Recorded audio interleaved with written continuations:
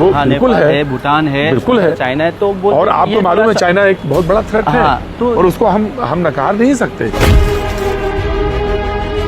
स्वतंत्रता के नाम पे आपको बार बार दिखाया जाए झुंझुना, हाँ, वो नहीं होना चाहिए कि कौन सी स्वतंत्रता, कैसी स्वतंत्रता। हाम्रो साथ हुनुहुन्छ भैयाजी कहीँको प्रतीक त्रिवेदी जी। प्रतीक त्रिवेदी जी, तपाईँलाई हिमालय नेटवर्कमा स्वागत छ। राम राम छोड़, कैसे हैं आप? ठिकै छ जी। अलिकति नेपाली बोल्नु त सिक्नुभयो होला तपाईँले?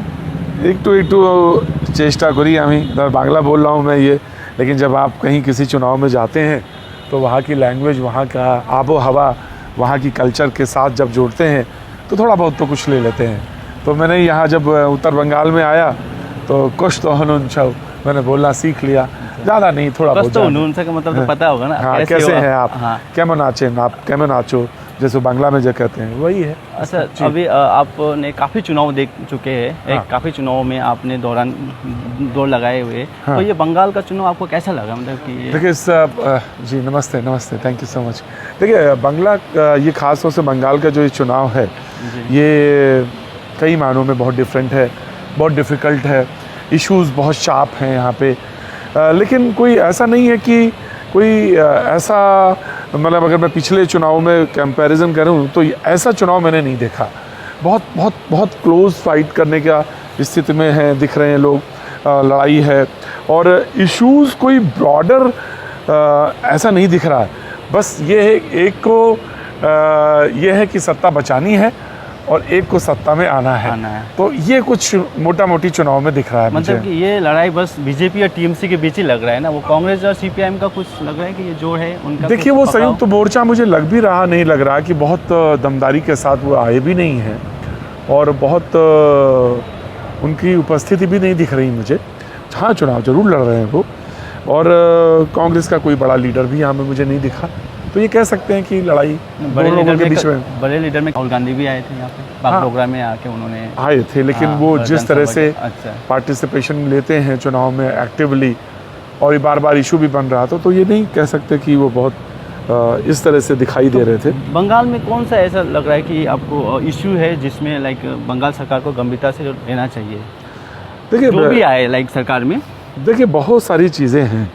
मुझे लगता है जैसे अगर मैं जहाँ सिलीगुड़ी में आप मुझसे बात कर रहे हैं, और कोलकाता से सिलीगुड़ी 550 किलोमीटर, कोई ज़्यादा दूर नहीं है, लेकिन 13 से 14 घंटे लग जाते हैं, 12 से 14 घंटा लग जाता है।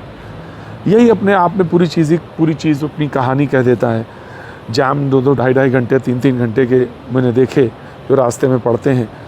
तो ये सारे इश्यूज़ हैं, और तब्दीली के नाम पे अगर आप कहें तो बहुत सारी चीज़ें बदली हैं, ऐसा नहीं है। लेकिन अगर आप जब ऊपर की तरफ आते हैं, यहाँ सिलीगुड़ी से ऊपर जाते हैं, यहाँ देखते हैं, तो लगता है कि विकास जरूर होना चाहिए, और वो मुद्दा है, और हर जगह होता है, वो यहाँ भी है। अच्छा सर, अच्छा अगर आप ये बंगाल के, अगर कोलकाता को छोड़ के अगर हम नॉर्थ में आ जाते हैं, नॉर्थ बंगाल में आ जाते हैं, उत्तर बंगाल, हाँ उत्तर बंगाल में, तो पहले तो ये बताइए कि आपको कैसा लगा ये उत्तर बंगाल, और ये दार्जिलिंग डिस्ट्रिक्ट, आप कालिम्पोंग भी होके आए, दार्जिलिंग भी होके आए, खरसांग भी गया, खरसांग भी होके आए आपके। बहुत अच्छा लगा मुझे, आपके शो भी हुए, और सिलीगुड़ी में भी आपका तो 2-3 बार शो हो चुके हैं। 3 शो में आपको कैसा लगा ये सब? बहुत अच्छा लगा, और यहाँ पे वो जो जिसे कहते हैं, मैं चुनाव का करंट बहुत तेज़ है यहाँ पे, वो भी लगा कि मेरा रिस्पांस मेरे शो का बहुत अच्छा है, लोग शो को देखते हैं, रिस्पांस अच्छा था, और डिमांड थी। मैंने कहा भी था कि नॉर्थ प्लेस में जहाँ मैं शो करता हूँ दिल्ली में, कि मैं यहाँ आऊँगा।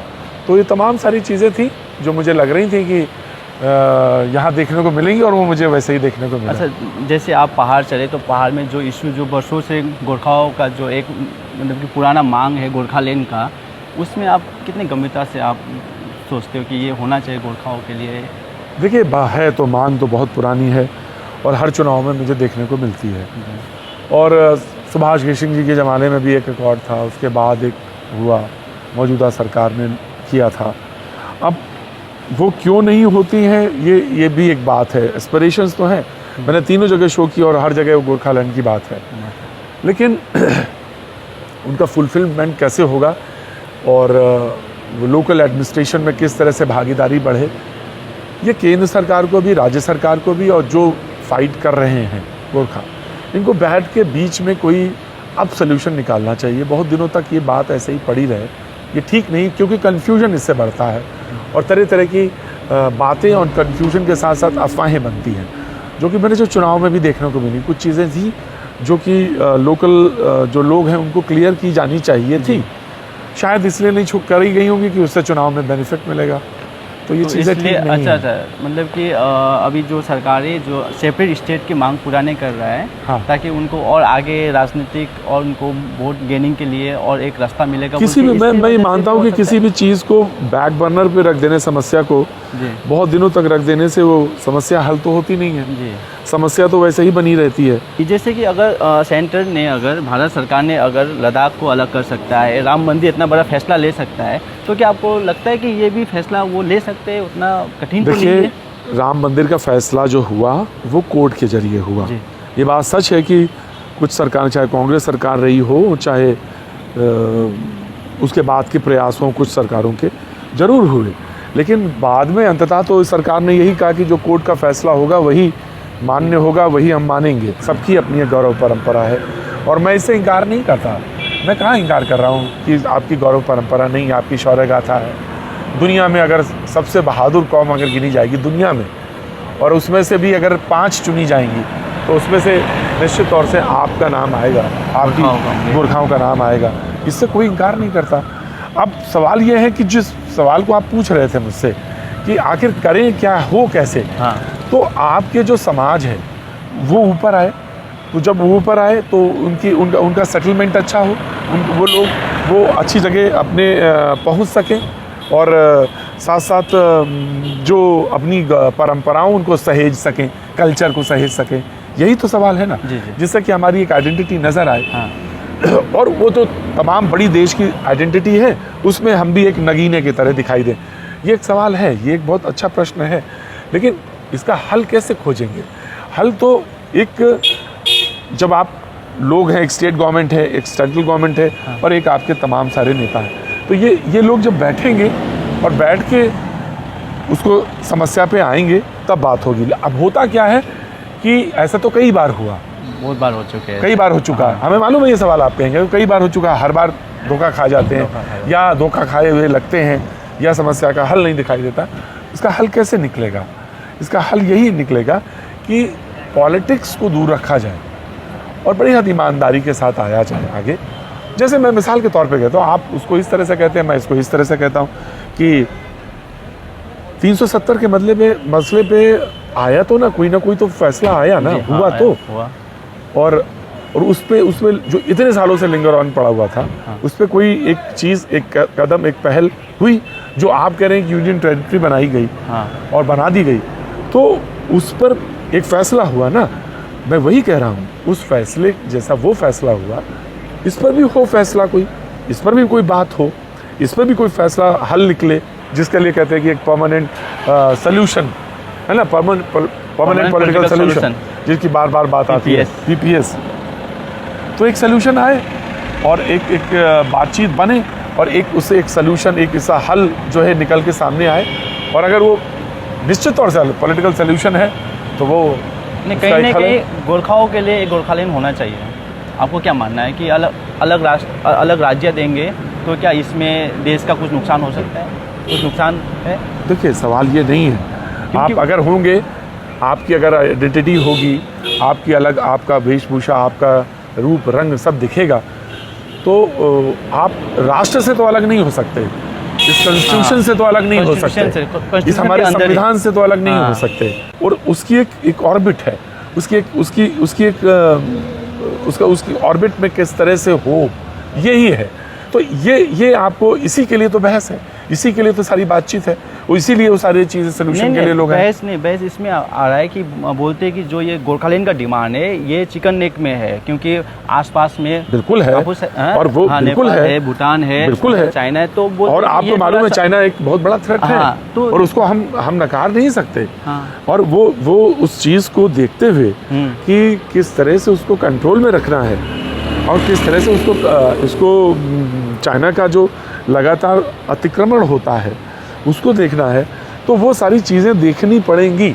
हाँ, मैं ये ज़रूर कहता हूँ कि आपको कुछ अधिकार मिलें, कुछ आपकी आइडेंटिटी बने, आइडेंटिटी नज़र आए, है ना, वो ज़रूर होना चाहिए। और आपके जो स्वतंत्रता के नाम पे आपको बार बार दिखाया जाए झुंझुना, हाँ वो नहीं होना चाहिए कि कौन सी स्वतंत्रता, कैसी स्वतंत्रता। तो ये इस बार बार सवाल उठता है कितना होना चाहिए, कैसे होना चाहिए। बहुत पुराना मसला है जिसमें कई बार एक और बातचीत हुई सुभाष घिशिंग जी से भी हुई कांग्रेस के ज़माने में, उसके बाद फिर ये मौजूदा सरकार से हुई। तो इस पे मुझे लगता है कि एड्रेस किया जाना चाहिए और एड्रेस करके उसको हल की तरफ बढ़ना चाहिए। आप इतने दोनों पक्ष के पॉलिटिकल पार्टी के नेताओं के साथ भी मिले हैं और उनके साथ भी काफ़ी आपके बातचीत हुई है, तो आपको क्या लगता है कौन सा मौजूदा सरकार जो है जो देखिए मैं बार बार ये बात कहता हूँ हाँ। कि बात किसी एक नेता या पर्टिकुलर नेता की नहीं है या अपोजिशन की नहीं है। बात दरअसल यह है कि आखिर डिमांड क्यों है। सवाल तो यही है ना कि डिमांड क्यों है, किस लिए है। सवाल तो यही है ना कि आपका विकास पूरी तरह से हो, पूर्ण रूप से हो। छोटे राज्य बनाने का मकसद तो यही था कि दिल्ली दूर है, हमारे पास आ जाए, यही तो था मकसद। और अगर ये मकसद है, सिर्फ यही मकसद है, नहीं बस ये नहीं, एक आइडेंटिटी तो अलग मकसद है ही है, तो फिर सवाल ये नहीं, देखिए सवाल यही है, फिर यही आके अटक जाएगा कि आप हमारे जो राष्ट्र है उसमें जो आपकी पहचान है, हमारी इस राष्ट्र से पहचान है, तो आपकी इस राष्ट्र को पहचान को सुरक्षित रखते हुए इस आइन के संविधान के तहत जो चीजें बने वो उसका एक सामने निकल के आना चाहिए। यही मुझे लगता है और यही एक सल्यूशन है, यही पॉलिटिकल सल्यूशन हो सकता है कि आपकी एक पहचान हो। इससे कोई इनकार नहीं करता, आपकी पहचान है। हम आपसे जब कहते हैं आप एक गोरखा हैं और भारत के ही हैं, मैं आपसे कहता हूँ आपकी एक पहचान है ना, आर्मी में आपका एक सिलेक्शन है, आपकी एडमिनिस्ट्रेटिव सर्विसेज में आप आते हैं तो आपकी एक पहचान है। हम आपको सबसे पहले वरीयता देते हैं, उसमें देते हैं ना, तो आपकी पहचान है। पूरी दुनिया, आप यहाँ क्या, पूरी दुनिया में पहचान है गोरखा की। आपकी एक बहादुरी में, एक वीरता में एक पहचान है, शौर्य है आपका, तो उसकी एक पहचान है। तो उस पहचान के से देखे तो एक गोरखालैंड होना चाहिए, मतलब कि एक कॉन्स्टिट्यूशन के अंदर ही एक कोई व्यवस्था होना चाहिए जो गोरखाओं के आइडेंटिटी के। मुझे लगता है कि मैं इसको इस तरह से, आपके सवाल को इस तरह से रखता हूँ कि जो आपकी आकांक्षाएं हैं, एस्पिरेशंस हैं, उनको एड्रेस करना चाहिए, एड्रेस किया जाना चाहिए फौरी तौर पर। दूसरी चीज़ है कि आपका जो डिमांड है उसको सुना जाना चाहिए। वो लाइक आप दार्जिलिंग गए, कालीकुंड गए और कर्सिंग में जो आपने शो किया, उसमें आपको कैसा लगा, लाइक माहौल कैसा लगा सर आपको? अच्छा है, बहुत सारे लोग हैं आपस में, गोरखाओं की जो पार्टी भी हैं वो भी लड़ रहे हैं, आपस में भी लड़ रहे हैं, तो उनमें भी एक है टकराव। बड़ी पॉलिटिकल पार्टी से जोर आजमाइश कर रही हैं। टीएमसी इस बार, जो पिछली बार बीजेपी की तरफ थे वो इस बार टीएमसी की तरफ है। तो ये सारी जो चीज़ें हैं ना, ये जो इश्यूज़ हैं कि आप पॉलिटिकल गेन्स के लिए दाएं बाएं, लेफ़्ट राइट, आप अगर लैंड के लिए, वहाँ के आदमियों के लिए वर्क करते हैं तो हल निकलता है, उससे समस्या का हल भी आता है। लेकिन आप अगर सिर्फ पॉलिटिकल डिमांड्स पे दाएं बाएं जाते हैं, अच्छा, और अपने मांगों पे लेफ्ट और राइट होते हैं, तो चीज़ें नहीं बनती हैं। अच्छा, मुझे लगता है कि आपको अगर कोई बातचीत है और आपकी डिमांड्स हैं तो उसको एड्रेस किया जाए। मैं बार बार कहता हूँ एड्रेस किया जाना चाहिए। मैंने एक बार भी इनकार नहीं किया इस बात से कि आपकी बात ना सुनी जाए। कल आप चले जाओगे इलेक्शन का, फिर आप दोबारा कब आओगे? ये सवाल मुझसे बार बार लोग पूछते हैं, कब आएंगे आप? हाँ बताइए साहब, कि अगले इलेक्शन में आएंगे क्या? नहीं, ऐसा नहीं है। मैंने बहुत जल्दी सोचा है कि इन हिल, देखिए क्या होगा, जैसे मेरी नेशनल मीडिया, देखिए ये डिमांड बहुत अच्छी है। मुझे बार बार कहते हैं लोग कि आप तो मीडिया है ना जी, आप तो सरकार नहीं है ना, आप में तो कोई बंदिश नहीं है, आप क्यों नहीं आते हैं शो के लिए? जब आप आएंगे तो बहुत सारी चीज़ें बनेंगी। मैं आऊँगा, बहुत जल्दी आऊँगा, और इलेक्शन के बाद किसी समय वक्त निकाल के, इलेक्शन के बाद जरूर आएंगे। ठीक है sir, thank you so much. बहुत बहुत शुक्रिया। आपके कैमरा पर्सन को भी बहुत बहुत शुभकामनाएं। बड़ा लंबा चौड़ा चलना पड़ा उन्हें, और बहुत सारी गुड विशेस आपको। Thank you so much. Himalayan network का जो ये आपका कॉन्सेप्ट है, ये जो आपने शुरू किया है, उपक्रम शुरू किया है, उसकी बहुत सारी गुड विशेस आपको, और उम्मीद करते हैं कि बहुत सारे लोग आपसे जुड़ेंगे और आप जो अपनी बात रखेंगे, जो अपनी समस्याएं, अपने जो चीज़ें उनको लगता है कि अच्छी हैं, वो उसके माध्यम से, इस हिमालयन नेटवर्क के माध्यम से आएंगे सामने, और लोग उसको अपने भावनाओं से जुड़ा हुआ पाएंगे। बहुत सारी गुड विशेस, बहुत सारी शुभकामनाएं, और उम्मीद करते हैं कि बहुत जल्दी ही एक बहुत बड़ा प्लेटफॉर्म आप खड़ा करेंगे। और तमाम शुभकामनाओं के साथ। थैंक यू सो मच भैया जी, थैंक यू।